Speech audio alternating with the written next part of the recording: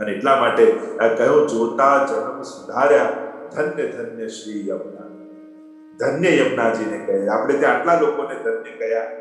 વેણુ ગીતમાં હરણીઓને ધન્ય કહ્યા. ધન્યા સમૂઢ મતયો હરિણ્યેતા યા નંદ નંદન મુપાત વિચિત્ર વેશમ આકર્ણ વેણુ રણિતમ સહકૃષ્ણ સારા પૂજામ દધુ વિરચતામ પ્રણયાવલોકૈ.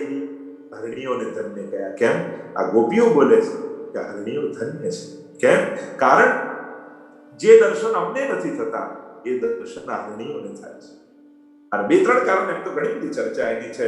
સહકૃષ્ણ સારા, એક તો ધન્ય એટલા માટે કે અહીંયા અમે એકલી પ્રભુના ગુણગાન કરીએ છીએ, પણ આ હરણીઓની સાથે તો એમના પતિઓ બિરાજમાન છે. આ પોતે દંપતી રૂપે પતિ પત્ની બંને ભેગા મળીને ભગવત દર્શન કરી રહ્યા છે, એટલે ધન્ય છે. અથવા એમ કહ્યું કે જ્યારે યશોદાજી વસ્ત્ર અને શૃંગાર ધારણ કરાવી અને ઠાકોરજીને મોકલે ખરા, પણ અહીંયા વનમાં રહેલી ગોપીઓ છે ને, એમણે તો જે મનોરથ કર્યો હોય એ પ્રમાણે વસ્ત્ર શૃંગાર ધર્યા, સિદ્ધ કર્યા. એટલે જે યશોદાજી ધરાવ્યા હોય એ વડા કરે, અને ગોપીઓએ મનોરથ પ્રમાણે જે વસ્ત્ર શૃંગાર સિદ્ધ કર્યા હોય એ ઠાકોરજીને ધરાવે. જ્યારે એ વડા કરે ના ધરાવતા હોય ત્યારે હરણીઓ ઠાકોરજીના સર્વાંગના દર્શન કરે છે. અને એટલા માટે ગોપીઓ કહે, અમને દર્શન નથી થતા, એ દર્શન હરણીઓને થાય છે. એટલે ધન્યાસ્મુ મૂળ મતયો હરિણ્યેતા, હરણીઓને ધન્ય કયા. બીજું યશોદાજીને ધન્ય કયા. ધન્ય યશોદા ભાગ્ય તિહારે જીન એસો સુખ જાયો હો.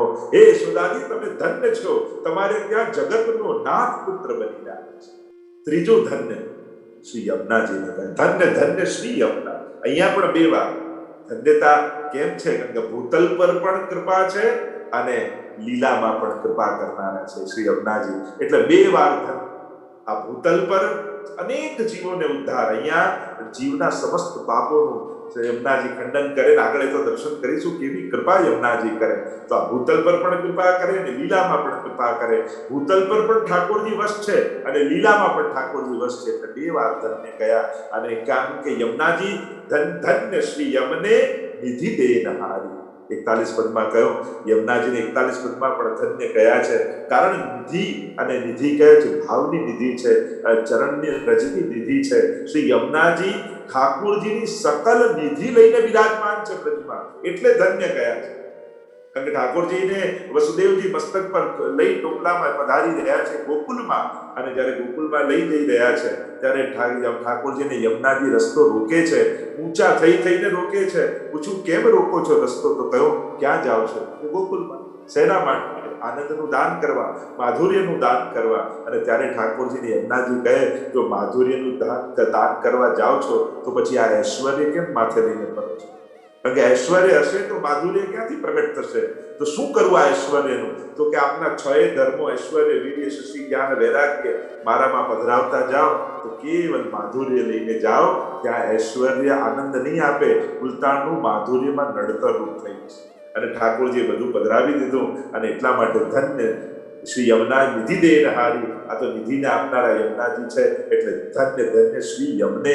તો યમુના એમ કહ્યું તો ધન્ય. અને ભગવતીઓને ધન્ય આપણે ધન્ય ધન્ય દાસ ભાગ કે જો યહ દર્શન પાવે હો. જેને આ બધા દર્શન થયા એ ધન્ય છે. અનેક જગ્યાએ ભગવતીઓને ધન્ય કયા છે. કારણ આ મોટા મોટા યોગીઓને જે નથી મળતું એ આ ભગવતીઓને મળે છે. ઠાકોરજી એમને વશ થઈ જાય છે, એટલે ધન્ય છે. તો આમ ધન્ય શ્રી યમુના. આગળ કહ્યું સુંદર ઠાકોરજી કેવા શ્યામલડી સુરત માં મૂરત માધુર. જો સુરત અને મૂરત બંનેની વાત કરો, કેવી સુરત છે તો શ્યામલડી. આપણે ત્યાં તો ઠાકોરજી પણ શ્યામ, મહાપ્રભુજી પણ શ્યામ, ગુસાઈજી પણ શ્યામ, યદાજી પણ શ્યામ, ને શ્રી યમુનાજી પણ શ્યામ. શ્રીનાથજી બાબા એ રક્ત શ્યામ છે અને શ્રી યમુનાજી મેઘ શ્યામ છે. એમ તો જોવા જાઓ તો ઇન્દ્ર દમન, નાગ દમન અને દેવ દમન, આ 3 સ્વરૂપે પ્રગટ થયા શ્રીનાથજી બાબા.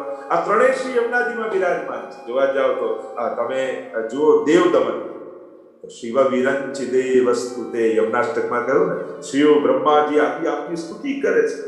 તો એ સ્વરૂપ આ રીતે આ નામ રૂપે બિરાજમાન છે. ઇન્દ્ર દમન ઘના ઘન નિભે સદા, કેવા ઘનઘોર વાદળની શોભાવાળા શ્રી યમુનાજી છે. અને જોવા જાઓ તો નાગને કાળનું સ્વરૂપ કર્યું છે. અને યમુનાજી કેવા છે? ન જાતું યમ યાતના ભવતિ તે પયપાન, એને ક્યારેય યમની યાતના, કાળની યાતના થતી નથી. તો આમ ત્રણેય જે શ્રીનાથજી બાબાના સ્વરૂપો છે એમ તો શ્રી યમુનાજીમાં બિરાજમાન છે. શ્રી યમુનાજી પણ એ સ્વરૂપે બિરાજમાન છે. તો શ્રી યમુનાજી કેવા છે? શ્યામલડી સુરત. આપણી સુરત અને શ્યામ રંગ એ શ્રૃંગારનો રંગ છે. એમ લૌકિકમાં તમે જોવા જાઓ તો ત્યાં કાળો છે, એમ કહી તને બહુ સુંદર નથી માનતા, પણ શ્રૃંગાર શાસ્ત્રમાં શ્રૃંગારનો રંગ એ શ્યામ માનવામાં આવે છે. રસનો રંગ જે શ્રૃંગાર રસ છે, તો શ્રી શ્રૃંગાર કલ્પદ્રુમમ એમ ઠાકોરજીની સ્તુતિ કરતા ભાવ દીપિકા નામના ગ્રંથમાં ગોપીનાથજી કહે છે, ભાવૈરંકુરિતમ મહી મૃગદૃષા મા કલ્પમા સિંચતૈ. અને એમ કહ્યું કે શ્રૃંગાર કલ્પદ્રુમમ, સાક્ષાત ઠાકોરજી શ્રૃંગારનું કલ્પ વૃક્ષ છે. અને એને રસનો રાજા કયો છે, શ્રૃંગાર રસ.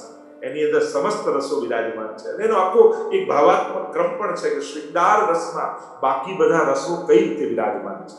તો એ તો બહુ ભાવાત્મક ચર્ચા છે, એની ચર્ચા હમણાં નથી કરતો. પણ શ્યામલડી સુરત, શ્રી યમુનાજીની સુરત કેવી છે? બિલકુલ શ્યામ સંત શ્યામ વહે રહી શ્રી યમુના. બંને સાથે જાણે ઠાકોરજીના રંગે રંગાઈને. હવે એના ઉલ્લેખ તો 41 પદમાં અનેક જગ્યાએ આપણને મળે કે બિલકુલ ઠાકોરજી જેવું જરૂર કૃષ્ણામ કૃષ્ણ સમામ કૃષ્ણ રૂપામ કૃષ્ણ સાત્મિકા કૃષ્ણ સંબંધકારિણી. હરિરાયજી પણ યમુના વિજ્ઞપ્તિમાં શ્રી યમુનાજીના જ્યારે સ્વરૂપોની ચર્ચા કરે છે ત્યારે કહે કૃષ્ણામ કૃષ્ણ સમામ કૃષ્ણ રૂપામ કૃષ્ણ રસાત્મિકા. કૃષ્ણ જેવું રૂપ ધારણ કરેલા છે, બિલકુલ પ્રભુ જેવું રૂપ. એટલે સ્વરૂપની પણ જો આપણે ચર્ચા કરીએ, શ્યામલડી સુરત મૂરત માધુર. અને મૂરત કેવી છે? જો રૂપ અને સ્વરૂપ બંનેની ચર્ચા છે. સુરત એટલે રૂપ અને મૂરત એટલે સ્વરૂપ. આપણે એમ કહીએ કે કૃષ્ણ વાંકડિયા વાળવાળા છે અને કાળા રંગના છે, ત્રિભંગી રૂપ ધારણ કરે, તો આ રૂપ કેવું? પણ સ્વરૂપ કેવું છે? તો કે રસો વૈસા આનંદ માત્ર કરપાદ ઉદ્બોધરાત. આ બ્રહ્મનું, આ કૃષ્ણનું સ્વરૂપ. એમ શ્રી યમુનાજીના રૂપ અને સ્વરૂપ બંનેની ચર્ચા કરે છે. તો સ્વરૂપ તો ઠાકોરજી જેવું, બિલકુલ આબેહૂબ. આપણે ત્યાં તો અનેક પ્રસંગો, જો યમુનાજીના પ્રસંગોની ચર્ચા કરીએ તો ઘણા બધા પ્રસંગો, જ્યારે ઠાકોરજી પણ વ્રત છોડીને પધાર્યા અને બધા જ વ્રજવાસીઓ રડી રહ્યા છે. તમે રૂપની જો ચર્ચા કરીએ યમુનાજીના, તો આગળ શૃંગારનું પણ જ્યારે વર્ણન આવશે ત્યારે પણ રૂપની ચર્ચા કરી શકાય. તો એમાં જે વર્ણન છે, જે આરતીમાં યમુનાજીના રૂપનું વર્ણન છે, એ યમુનાજી ચૂંદડીના વસ્ત્રો ધારણ કરી અને સાક્ષાત ચણિયા ચોળી ધારણ કર્યા છે. શ્રી યમુનાજીએ ચૂંદડી ઓઢી છે અને સોળે શણગાર સજાને આભરણમાં ઓકો. એમ પોતાની કુંજમાં બિરાજતા શ્રી યમુનાજીનું અદ્ભુત વર્ણન છે. અને એ રીતે બીજું સ્વરૂપ શ્રી યમુનાજીનું, કારણ કે રૂપ બે પ્રકારના દર્શન આપણે ત્યાં યમુનાજીના થાય છે. એક મુકુટ કાછીનો શૃંગાર ધરેલા શ્રી યમુનાજી, અને બીજો ચૂંદડીએ ચટકાળ્યામાં ચૂંદડીના ચણિયા ચોળી ધારણ કરેલા શ્રી યમુનાજી. આ બે પ્રકારના રૂપની ચર્ચા આપણે ત્યાં છે. તો મુકુટ કાછીના શૃંગારની વાર્તા બધા લગભગ જાણો છો.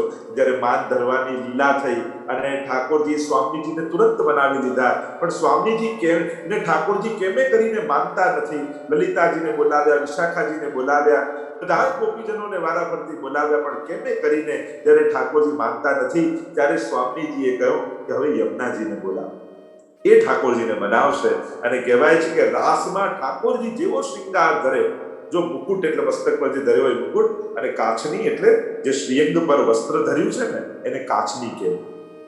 તો રાસમાં ઠાકોરજી મુકુટ કાચીનો શૃંગાર ધરે, તો બિલકુલ ઠાકોરજી જેવા વસ્ત્ર શૃંગાર ધરીને શ્રી યમુનાજી કમળની માળા લઈને ઠાકોરજીને મનાવવા પધાર્યા. અને પ્રભુની સામે જઈને ઉભા રહી ગયા. અને પ્રભુએ તો જ્યાં જોયા એકદમ ચોંકી ગયા, અરે આ રાસમાં બીજા કૃષ્ણ ક્યાંથી આવ્યા? અને જોઈને હસી પડ્યા કે આ તો યમુનાજી છે. અને હસ્યા એટલે માન દૂર થઈ. અને માન દૂર થયું કારણ કે દાન, માન, ખેલ અને રાસ, છેલ્લે રાસ થાય. માન દૂર થાય પછી રાસ થાય ને, અને માન દૂર થયું એટલે હવે રાસની શરૂઆત થશે. અને પ્રભુ રાસ માટે માન્યા ત્યારે સ્વામીજી ખૂબ પ્રસન્ન થયા અને કહ્યું કે હવે જ્યારે પધારો પ્રભુની સન્મુખ તો આ જ વસ્તુ શૃંગાર કરીને પધારજો. અને એટલા માટે ત્યારે મુકુટ કાછીનો શૃંગાર બીજો પણ એક ભાવ આપણે ત્યાં બતાવ્યો કે જ્યારે વ્રત છોડીને ઠાકોરજી પધાર્યા છે અને પધાર્યા બધા જ ગોપીજનોને મનાવતા જાય, રડી રહ્યા છે બધે. અને ઠાકોરજી અક્રૂરજીના રથ પર વિરાજમાન થઈને મથુરા તરફ પધારી રહ્યા છે. બધાને મનાવે તો ખરા, પણ રથ જ્યારે આગળ ગયો ત્યારે કુંજમાં રાધાજીને રડતા જોયા. રાધાજીને જોયા એટલે રથ ઉભો રાખ્યો. ઠાકોરજી નીચે ઉતર્યા અને કહ્યું કે રાધા, હું અને તમે કોઈ જુદા છે? આપ તો જાણો છો છતાં રડો છો. ત્યારે કહ્યું કે પ્રભુ, આંખીને એસી ટેવ પડી, આ આંખોને આપને જોવાની આદત છે.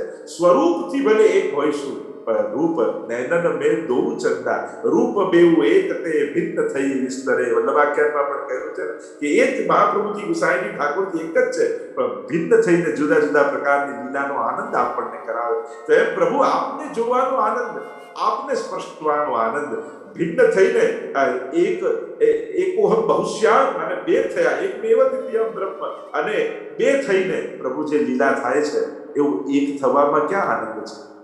પ્રભુ, મને તો આપને જોવાની આદત, આપના વગર કેમ રહીશ? કેમ કરીને ઠાકોરજી મનાવ્યા છે. રથ આગળ ચાલ્યો છે, વિશ્રામ ઘાટ ઉપર રથ ઉભો રહ્યો, ઠાકોરજી વિશ્રામ કર્યો અને હવે ઠાકોરજી આંખો બંધ કરી અને બધા જ ભક્તો સ્વામીજીને બધાના દર્શન આંખની સામે થવા લાગ્યા. બધાની રડતી આંખો ઠાકોરજીને દેખાય છે અને પ્રભુના નેત્રોમાંથી પણ અશ્રુપાત થવા લાગ્યા. અરે, મારા વિરહમાં કોઈ ભક્તો જીવી નહીં શકે એવો પ્રેમ મને કરે છે અને એમનો દેહ પડી જશે, દેહ છોડી જશે. શું કરું કે એમનો દેહ છૂટે? અને એ સમયે વિશ્રામ ઘાટે ઠાકોરજીએ યમુનાજીનું સ્મરણ કર્યું અને સાક્ષાત યમુનાજી પ્રગટ થઈ ગયા. બે હાથ જોડીને વિનંતી કરી કે પ્રભુ, મારા માટે શું આજ્ઞા છે? અને ત્યારે ઠાકોરજીએ કહ્યું કે આપનું રૂપ બિલકુલ મારા જેવું છે. આ સમસ્ત વ્રજભક્તો, વ્રજાંગનાઓ મારા વગર જીવી નહીં શકે, પણ મારે એમને ટકાવી રાખવો છે. દેહ તો એક જ ઉપાય છે, મારા દર્શન થાય તો જ એમના પ્રાણ પાછા આવે. એવા ઉત્કટ વિરહમાં પહોંચી જાય કે છેલ્લી પ્રેમની અવસ્થા મૃત્યુ કહી છે, અને એ અવસ્થામાં આવે એ પહેલા જો મારા દર્શન એમને થઈ જાય તો એમના દેહમાં પ્રાણ પાછા થાય. તો એક આપને આજ્ઞા કરું છું. પ્રભુએ પોતાનો મુગટ કાઢીને યમુનાજીને ધરાવ્યો, પોતાની સમગ્ર વ્રજલીલાની સાક્ષીરૂપ કાચની યમુનાજીને ધરાવ્યો અને કહ્યું કે હે યમુનાજી, આપનું રૂપ બિલકુલ મારા જેવું છે અને હવે મારો મુકટ અને કાચની ધરી તો કૃષ્ણ કોણ ને યમુના કોણ કોઈ ઓળખી ન શકે. જ્યારે આવી ઉત્કટ અવસ્થા ગોપીજનોની આવી જાય ત્યારે આ સ્વરૂપે આ બ્રજભક્તોની સામે પ્રગટ થઈ જજો. એટલે આપનું આ રૂપ જોઈ એમને એમ થશે કે ઠાકોરજી આવી ગયા અને એમના દેહમાં એમના પ્રાણ પાછા આવ્યા. અને આમ સ્વયં ઠાકોરજીએ આ મુકુટ અને કાચનીનો શૃંગાર યમુનાજીને આવો એક ભાવ. ત્રીજો એક ભાવ પણ એ બતાવ્યો કે એકવાર ઠાકોરજીએ વેણુનાદ કરી અને સમસ્ત ગોપીજનોને બોલાવ્યા અને ઠાકોરજી ખાડા છે, ગોપીજનો આવી ગયા અને કહ્યું કે ચાલો રાસ કરીએ. એટલામાં ગોપીજનોએ કહ્યું, પણ પ્રભુ, આ આપના વસ્ત્ર અને શૃંગાર છે ને એ તો સાક્ષાત આપના ઐશ્વર્ય છે, અને જ્યાં સુધી ઐશ્વર્ય બિરાજમાન છે ત્યાં સુધી માધુર્ય પ્રગટ નહીં થાય તો રાસ કેમ કરી મૂકે? પહેલા આપના વસ્ત્ર શૃંગાર બડા કરો, ઐશ્વર્ય કાઢો, તો જ માધુર્ય પ્રગટ થાય. ઠાકોરજી કહે, પણ આ તો મારો ઐશ્વર્ય છે. જો આ વસ્ત્ર શૃંગાર ભૂમિ ઉપર મૂકીશ તો સમગ્ર ભૂતલ પર મારો ઐશ્વર્ય વ્યાપી જશે, બધાને બ્રહ્મ જ્ઞાન થઈ જશે, તો પછી આ જગત અને સૃષ્ટિ કેમ રહે? એવું કરો, તમારામાંથી કોઈ એક ગોપી આ વસ્ત્ર શૃંગાર ધારણ કરીને ઊભી રહે તો એને તો બધા જોડે રાસ થઈ શકે, પણ જે ધારણ કરે એને રાસનો અનુભવ ન થાય. એને તો ધારણ કરીને બાજુમાં ઉભા રહેવું પડે. બધા ગોપીજનો કહે, ના ના, અમે ન ધારણ કરીએ. એટલામાં યમુનાજી આગળ આવ્યા અને કહ્યું, જો મારે કારણે તમને બધાને રાસનું સુખ મળતું હોય તો હે કરી દે શ્રી યમને વાસ કુંજે, તો હું ધારણ કરીને ઊભી રહીશ. અને પ્રભુના વસ્ત્ર અને શૃંગાર સ્વયં યમુનાજીએ ધારણ કરી રાખ્યા. અને જ્યાં સુધી મહારાસ ચાલતો રહ્યો ત્યાં સુધી શ્રી યમુનાજી કમળની માળા લઈ અને રાસના દર્શન કરતા રહ્યા અને પોતે નિમિત્ત બની સમસ્ત વ્રજવાસીઓને રાસનું સુખ વ્રજાંગનાઓને આપ્યું. અને એ પણ એક ભાવ આ રૂપનો છે જે મુકુટ કાચનીને ધરીને છે. અને જે ચૂંદડીનો છે એનું આગળ દર્શન આરતીમાં થશે. તો શ્યામલડી સુરત અને મૂરત માધુરી. મૂરત આપનું સ્વરૂપ, તો એ મધુરાધિપતે રખિલમ મધુર, એટલે તો મધુરાષ્ટકમાં મહાપ્રભુજી પણ સંકેત કર્યો યમુના મધુરા. આખું મધુરાષ્ટક છે ને એ ઠાકોરજી પરક તો ગાઈએ જ છે, પણ એ મધુરાષ્ટક શ્રી મહાપ્રભુજી પરક પણ થઈ શકે અને યમુનાજી પરક પણ થઈ શકે. અધરમ મધુરમ વદનમ મધુરમ નયનમ મધુરમ વસિતમ, એ આખું યમુનાષ્ટક આપણે યમુનાજીમાં પણ બેસાડી શકીએ, કારણ કે આ ત્રણેય સ્વરૂપમાં કોઈ ભેદ નથી. એટલા માટે તો યમુના મધુરા, વીચી મધુરા, સલિલમ મધુરમ, કમલમ મધુરમ, આ ચાર નામ, અને એ પણ 40, 41, 42 એટલામાં તે નામ આવે. તમે ગણો ને અધરમ મધુરમ મધુરમ, તો એક સંખ્યા આવી જાય. આ ચાર રીતે યમુનાજીનું સ્મરણ છે. સલિલમ મધુરમ, કમલમ મધુરમ, આ બધા, કમલ પણ યમુનાજીના નેત્ર, એનું પણ વર્ણન આવ્યું છે આપણે ત્યાં. તો અત્યારે એની ચર્ચા ન કરતા, તો મૂરત માધુરી, આપણું મૂરત, આપણું સ્વરૂપ કેવું, રૂપ તો જોયું, પણ મૂરત પણ એ જ માધુર્ય યુક્ત રસો વૈસ શ્રી યમુનાજી છે.